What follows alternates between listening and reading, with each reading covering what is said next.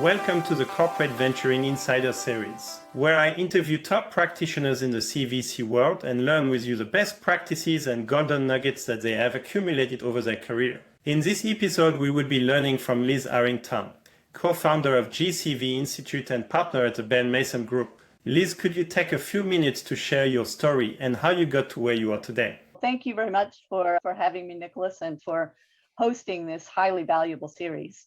I've been doing this for a very long time, probably longer than I actually want to admit to. But I started my corporate venturing career with my first job out of business school, where I graduated with an MBA in finance and marketing, and I'd had prior experience living and working in Japan. So I ended up joining the Silicon Valley office of Japanese trading giant Mitsubishi Corporation, where I had a mandate to figure out what we could do to be smarter and to be more effective in engaging with technology startups, both as partners and as investors.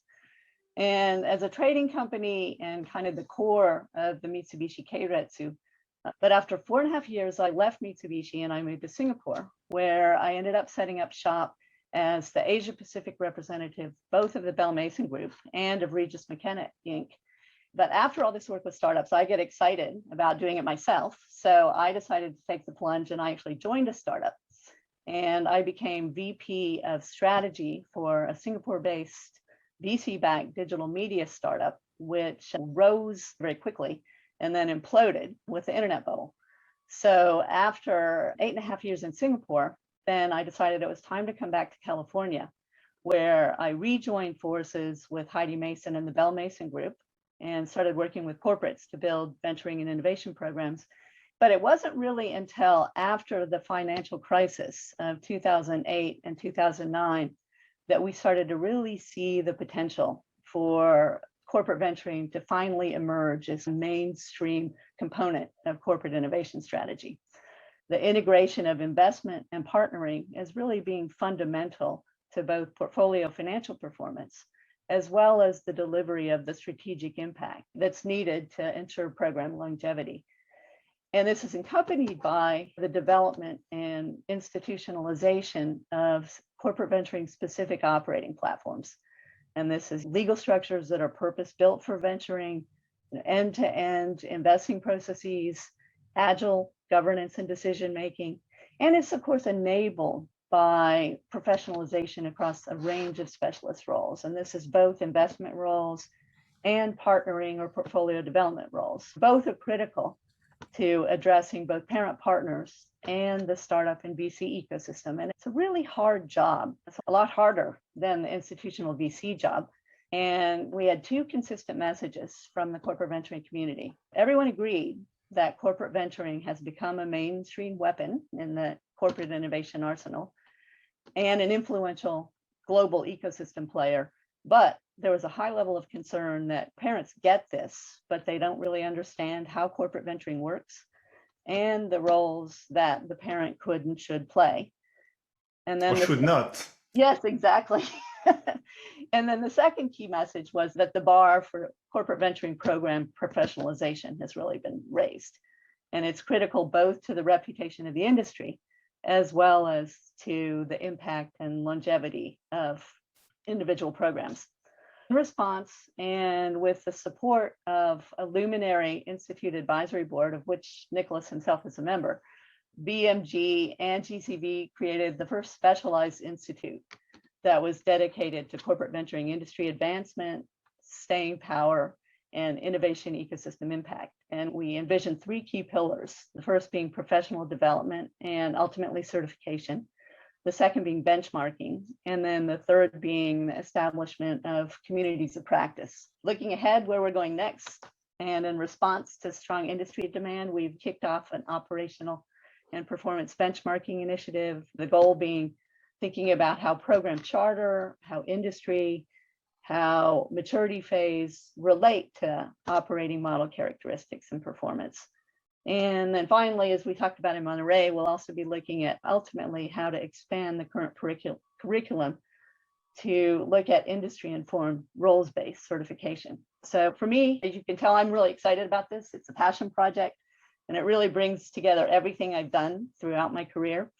And I'm the co-founder, the architect, the lead, but I'm also working with a great team, which builds on the vision of Heidi Mason and Jim Mawson, but also combines GCV's finger on the pulse of the community, BMG's corporate venturing expertise, and specialists from the Center for Creative Leadership who really understand how to do adult education.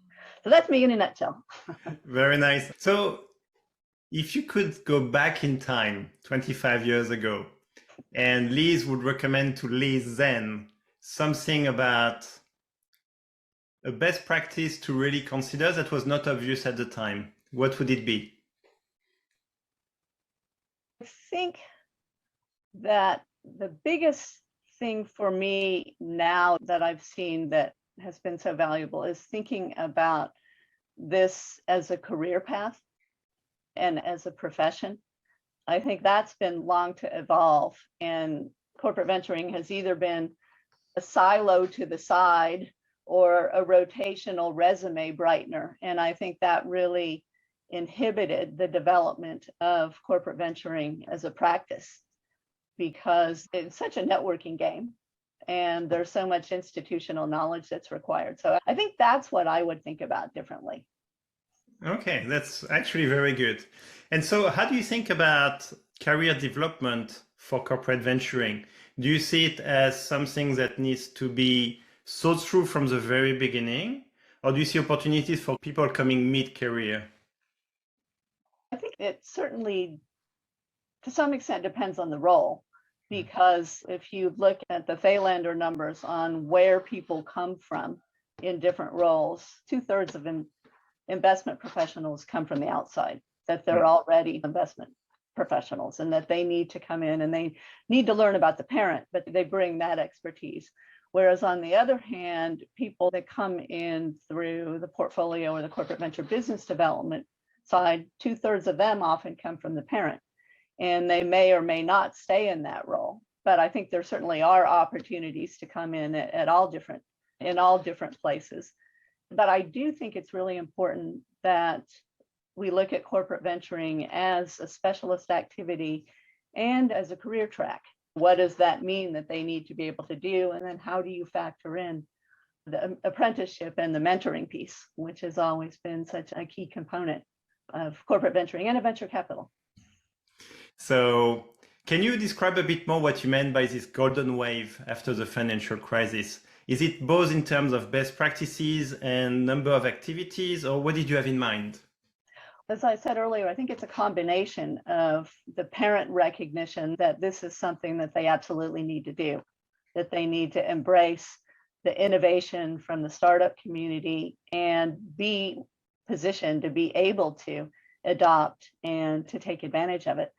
But also at the same time, starting to think about it as a professional career path and as a professional activity. That was a really big difference. One of the things that we in a number of programs struggled with is thinking about how do we ensure that this thing lasts through 2 executive rotations? How do you both set yourselves up to align the charter with the parent strategic objectives, but also to take that end-to-end investing approach that really wired the program into the corporation at multiple levels? It's not just at the executive level, but it's also at the operational level. And it's institutionalized so that if there's a strategic pivot or if the executive sponsor leaves, then you're not having to completely start all over again because you're already wired in. I think that leads me to a question I have. Tell me about the antibodies and what a good CVC design would do to address the risk of antibodies. Certainly, there are always going to be some level of existing business antibodies when you introduce something new that doesn't contribute to quarter performance, that may be perceived as being higher risk, and that could potentially draw a valuable asset away from the current business priorities. And so it's really all about being able to both sell the vision and the promise of what the corporate venturing program can provide beyond what the existing business is currently doing or looking at, But then it's also being able to ensure that while it's different and potentially higher risk and longer lead time, that doesn't mean that it's not rigorous. And that doesn't mean that there's not a structured and risk sensitive approach to making these investments. Dave Stevenson from Merck actually says that their corporate venturing business is actually a whole lot less risky than the core pharmaceutical business. Do you have some best practices you can share around that teamwork and how the CVC should think about having that teamwork really well done? This kind of goes back to the comment I made about the importance of taking an end-to-end investing approach. And what we've seen high performance programs do particularly well is almost create a single pipeline that aligns the investment team and the business development team or the portfolio development team and looks at what happens in each stage from the development of investment themes all the way through to parent engagement and what role and contributions each team can make to the process and what each team gets from one another. So we see this high level of alignment between the two teams in looking at the process as a single pipeline. And a lot of what we end up doing with the Institute is taking these courses that educate both sides about how the common venturing language, the common context, and then think about how they can work together at different points in the process, whether it's the BD team contributing due diligence and kind of a roadmap in the investment side, or once the investment's been made, then the investment team continues to provide advice to the startup on venture development, but then the business development team takes the lead in actually driving the parent engagement. So this single pipeline, I think, is a golden nugget. I really like this concept. And especially, like you said, within the context of end-to-end investing. Now that you've said that really nice context, we can finally go to this question that everyone asks and which I hate. And so I'm not going to frame it that way exactly, but how do you see the financial returns imperatives with the strategic imperatives? How do they combine or fight each other? My view is that all corporate venturing programs are strategic, no matter what level of operating autonomy or financial accountability that they have.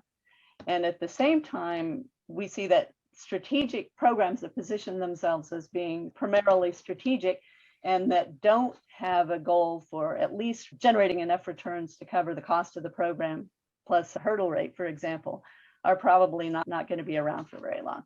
So it's really, my view is that it really needs to be both. And as I said earlier, I think some of the most powerful programs are the ones that prioritize equally or even slightly more priority to the financial side, but that do have this engagement layer that really can drive the value for the startups, the value for the parent, and then ultimately that will lead to superior financial returns. So I don't think it's an either or, and I think over time, everyone needs to be more financially responsible. Very nice. And then you talked about different roles, emerging roles. What is the latest role that you've seen emerging that really helps with this single pipeline concept? Really, what we've seen over the last, say, 3 to 4 years in particular is the professionalization of what we call the corporate venture business development function. Some call it the portfolio development function. Some might call it the market development function, but it's really developing a parallel professional function to the investment side. There's a venture firm called Echo Health Ventures that's a joint venture between several of the blues and also manages money from other blues. And they've actually set up their corporate venture business development function as its own branded entity. So they have Echo Health Ventures and they have Echo Health Advisors. And that team, combines really the ability to provide strategic advice to the corporate. It provides product marketing and product management. It provides development and engagement. It provides some technical capability. In some cases, it may provide a PMO capability. Looking at how that role increasingly gets professionalized, and we've seen with Echo or with, say, Munich Reventures Group, where they also have a really professional portfolio development platform that they have set up as its own standard platform, but can customize it to deal with the requirements of each of their parent LPs. So that's what we've seen as being an incredibly powerful trend in the development of really high performance corporate investing programs. Very nice. I think we talked before about earlier CVCs used to invest in funds more than today. I think the statistics I've seen the latest was 1/3 of CVCs invest in funds. So this is clearly no longer the majority, but the minority. And if you were to advise a CVC to still consider making an investment in a fund, what would be one of the very compelling reasons to do it? Clearly, there are some reasons to do it still today. I think geographic presence is certainly one. Looking at investments in the BRIC countries, or in, as I said, early stage funds that would be ahead of where you'd really want to play, but you want to have the visibility. Also, deep dives in funds like Data Collective, for example, which deep AI and data analytics, or deep healthcare funds. A number of healthcare corporates participate in the Startup Health, Rock Health kinds of programs. So I think there are definitely reasons to do it, but you need to be really clear about why you're doing it and how you're going to ensure that you're set up programmatically to drive the value out of those relationships. Very nice. So I'm going to ask you a question that will lead us to the GCV Institute. You talked about parent readiness. How does someone who wants to start a CVC in their organization can sense whether there is a parent readiness or not? Well, I think there's always a starting point of, are there pressures on the parent at the board and executive team level, aware that it is going to be critical for them to be able to engage with startups and to take on external innovation. That's always the starting point. And if that's not there, then you're going to be ramming your head against a brick wall. But as far as looking at the parent readiness to set up a new program, that's where some of the work that we do in the investment programs course with the Institute, where we have participants think about what's the starting point charter and what do they want to try to achieve with a program. Oh, yes. Before we started TDK Ventures, the past 3 years, TDK had made 10 minority equity investments. So it was no strangers to making investment in startups, but it was more of I say, put a toe into the water. So maybe I should double click on this. Do you recommend testing the water or plunging? It ties back to how important that activity is. So what's the driver for making it happen? And I think most companies do actually do some level of ad hoc investing before they actually jump in, because then that at least gives an opportunity to know what they don't know and also to see how others are doing it. But I wouldn't recommend doing that for too long, because then there are reputational risks. I think that to the extent that it's possible to jump in fully with a well thought out approach, then particularly in this market, because the bar has been set so much higher for program professionalization, that I think that not jumping in with a really thoughtful programmatic approach is potentially harmful for the long term. Yeah, I think it's a golden nugget. If anything, you want to give a glimpse of what it could be, but don't wait too long to transform. Absolutely. How do you plan to put a layer of judgment to the data so that the benchmark is actually driving the industry up? Yeah, I think there are two pieces to it. One is driving the data set. So it's making sure that we have a good strategy for engaging enough of the community to really have meaningful data, particularly looking at particular sectors, getting everyone in a particular sector to play, and being able to call people and follow up and say, this is an odd answer. This is what the question is intended to get at. Being able to really spend the time to ensure not only do we have enough data, but that the data really addresses the questions and actually does represent the industry. I really like your answer. Actually, I didn't know you would do that, and that gives me higher confidence in the benchmark you will be building. I have to double click on something you said, which I think is linking to even a carry model. You mentioned about OPEX. And clearly the OPEX is higher by design than a financial VC. Financial VC has an investing team. A CVC, like you said, they are all born to be strategic. They are going to have resources and expenses that are related to bringing the strategic value. And that could drive hurdle rate, which you also mentioned. How should the CEO of a corporation think about the OPEX of a CVC? That's the $20,000 question. Of course. I think that is one of the things that we're looking to explore with the benchmarking, is to try to really poll the industry on what are the right targets for OPEX and how do they relate both to investment capital and to fund structure and what gets included in OPEX. I'm not sure that I would agree that the CVBD piece doesn't get included, but I think things like the corporate overhead component, for example. And then there's also thinking about how should OPEX factor into the calculation of financial performance, both in terms of looking at benchmarks, but also for compensation. And we've seen people take different approaches and argue that it should really be looking at the financial performance of the actual investment. So does that mean that you should look at MOIC instead of TVPI? Okay, you have to define these two terms for the audience. The TVPI looks at cash on cash performance relative to net performance. So it takes into account all of the expenses, whereas MOIC actually only looks at the performance on the actual investment, taking into account the investment dollars. Is that the right number? Because it really shows the quality of the investment versus the ability of the program to deliver returns against all costs. And in many ways, that may be a more meaningful number for corporates, but there aren't benchmarks. So back to this CEO of a corporation, he's got a team that's proposing to do a CVC. He's willing to do a, let's say, $100 million fund.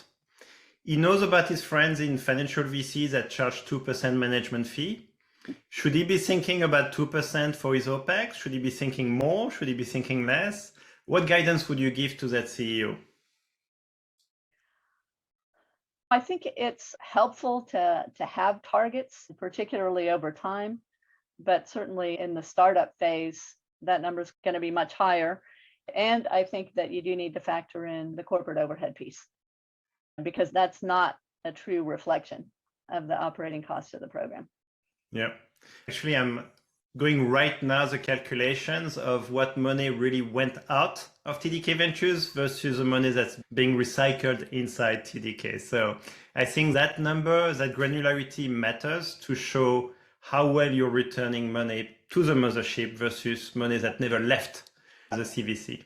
Exactly. So maybe I will disclose something from the project we did on the carry, which is that we looked at the hurdle rate based on a prorata of the investing time, but not all the OPEX, because some of the OPEX is indeed about strategic value. So I think that granularity is indeed really important. So framing that question should be one of your action points for next year, definitively.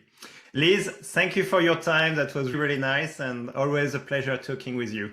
Yes, thank you so much for having me. I really appreciate it. And I look forward to seeing more of this great series. Thank you. Bye, Liz. Bye-bye.